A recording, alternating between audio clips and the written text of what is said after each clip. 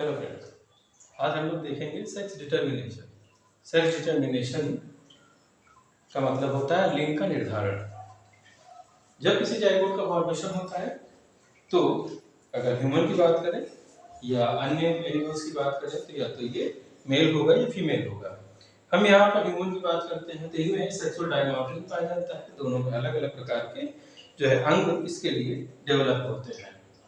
तो ये किस प्रकार से जो है कैसे कोई बेबी गर्ल होती है, कैसे कोई बेबी बॉय होता है, उसको हम लोग समझते हैं। तो ह्यूमन में टोटल 46 क्रोमोसोम्स पाए जाते हैं। तो टोटल 46 क्रोमोसोम्स में 24 पेयर्स जो हैं वो होते हैं ऑटोसोम्स, और एक पेयर जो होता है वो होता है हमारा सेक्स क्रोमोसोम। तो 22 पेयर हम लोगों ने ले लिया जो कि हमारे ऑटोसोम्स थे, और एक पेयर हम लोगों ने ले लिया जो कि सेक्स क्रोमोसोम थे। जब ये फीमेल की कंडीशन होगी तो फीमेल में ये जो होंगे वो दोनों एक्स एक्स होंगे, और जब मेल की कंडीशन होगी तो 22 पेयर ऑटोसोम्स होंगे और साथ ही होगा एक्स और वाई। यहाँ पर 22 पेयर्स हैं, तो इसको हम लोग इस तरह से ले सकते हैं कि इसको हम लोग 44 कर देते हैं। अब जो स्पर्म है, एग है, उसका जो फॉर्मेशन होता है तो रिडक्शन डिवीजन हो जाता है। रिडक्शन डिवीजन में क्रोमोसोम्स की संख्या आधी हो जाती है, तो यहाँ पर ऑटोसोम्स भी आ जाएंगे कितने 22, और इसमें भी ऑटोसोम्स आ जाएंगे 22। जब फर्टिलाइजेशन होगा तो मेल जो है, मेल में दो कंडीशन है, या तो इसके साथ एक एक्स आएगा और यहां पर एक ही कंडीशन है एक्स ही आएगा। तो यहां पर जब फर्टिलाइजेशन होगा तो यहां पर 22 प्लस 22 44 फिर से हो जाएगा, यहां पर बन जाएगा एक्स। इस प्रकार का फर्टिलाइजेशन होगा तो यहां पर जो बेबी गर्ल पैदा होगी। वहीं पर अगर जो मेल है उसमें एक दूसरी कंडीशन है, 22 ऑटोसोम्स और एक वाई क्रोमोसोम्स आ सकता है, मगर फीमेल में यहां पर फिर से 22 पेयर ऑटोसोम और एक जो है सेक्स क्रोमोसोम वो भी एक्स आएगा। ऐसी कंडीशन में जो जाइगोट बनेगा वो मेल होगा और ये होगा एक्स और वाई। तो इस प्रकार से लिंग का निर्धारण होता है। तो अगर ये कहा जाए कि फीमेल जो है लड़की या लड़के के लिए कितनी रिस्पॉन्सिबल है, तो बिल्कुल नहीं। लड़की या लड़के के लिए रिस्पॉन्सिबल होता है वो होता है मेल, क्योंकि वाई क्रोमोसोम सिर्फ मेल के पास है, फीमेल के पास नहीं है। तो जो ये सेक्स डिटरमिनेशन की जो खोज की थी वो मैकलन ने की थी, और जो सेक्स क्रोमोसोम होते हैं उनको एलोसोम्स भी कहा जाता है। जैसे जो ऑटोसोम्स हैं तो सेक्स क्रोमोसोम को एलोसोम्स भी कहा जाता है।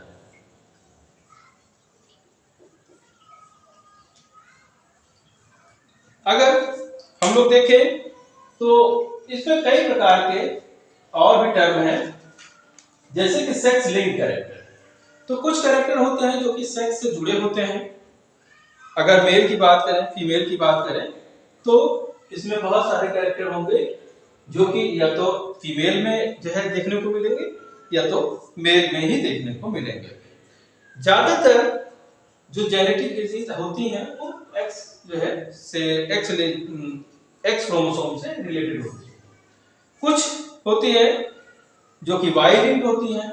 अगर हम लोग देखें ऐसे जो लक्षण होते हैं मेल से मेल को ही ट्रांसफर होते हैं, जैसे बार्डनेस की अगर बात करें, गंजापन पिता में होगा बच्चे में होगा, या इसको हम लोग अगर देखें तो हाइपरट्राइकोसिस, कान के ऊपर जो है बड़े बड़े बाल आ जाना, ये सिर्फ मेल में होता है, तो ये पिता से बच्चे को ट्रांसफर होता है।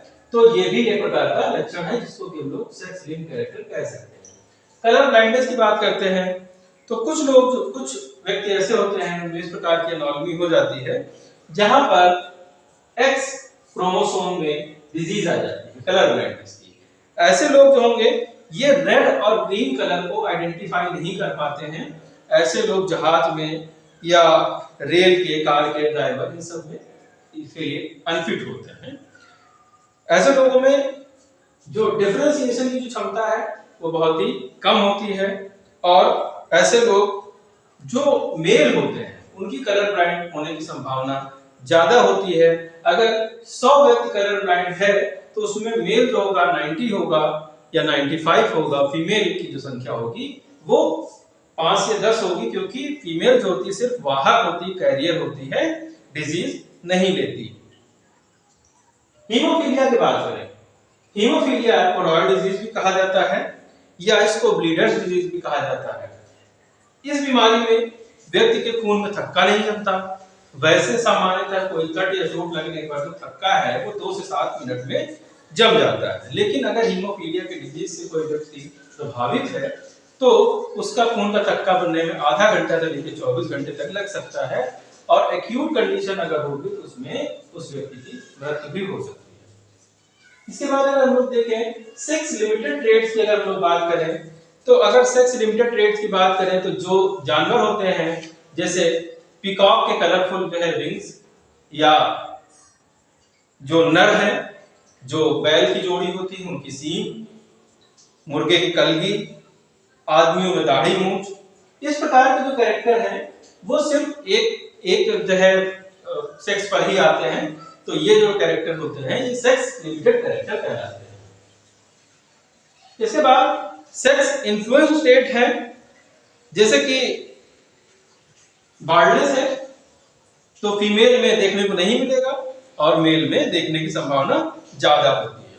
कुछ प्रकार के क्रोमोसोमल एब्रेशन होते हैं, कभी-कभी क्रोमोसोम्स में ऑटोसोम्स या सेक्स क्रोमोसोम की संख्या कम या ज्यादा हो जाती है।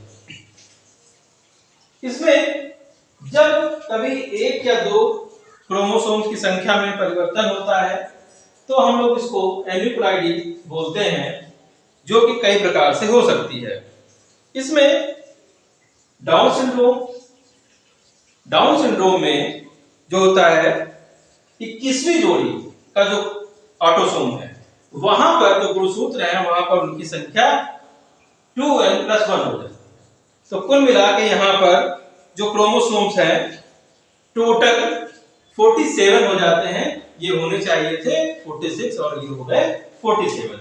तो डाउन सिंड्रोम में 21वीं जोड़ी में जो है क्रोमोसोम्स की संख्या ज्यादा हो जाएगी, यहाँ हो जाएगी 47।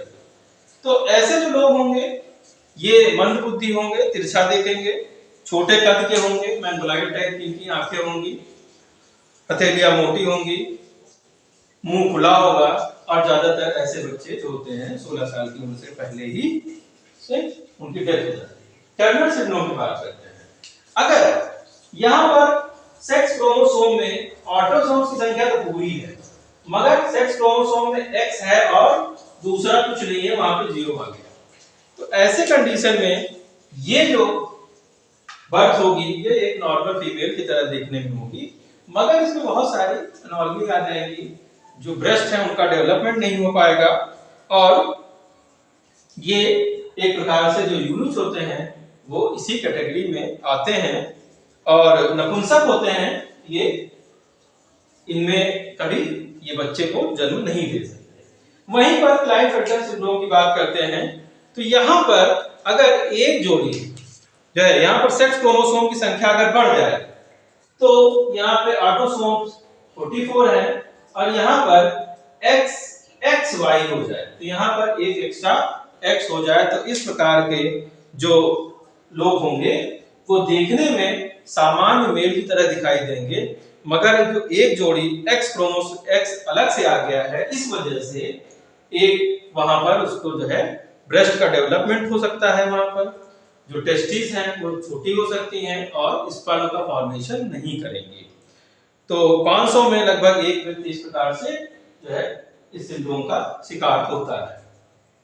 यूप्लॉइडी की बात करते हैं तो यूप्लॉइडी से पहले समझते हैं कि कभी कभी क्या होता है एक्स क्रोमोसोम या वाई क्रोमोसोम की संख्या काफी ज्यादा हो जाती है, एक्स हो गई, वाई हो गई, तो इस प्रकार के लोग सुपर मेल या सुपर फीमेल कहलाते हैं।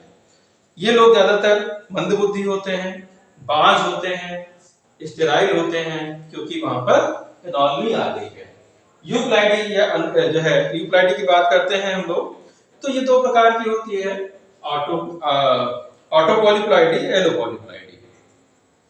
इसमें जो संख्या है वो बढ़ती है n नंबर में, तो 2n की जगह अगर 3n हो जाए,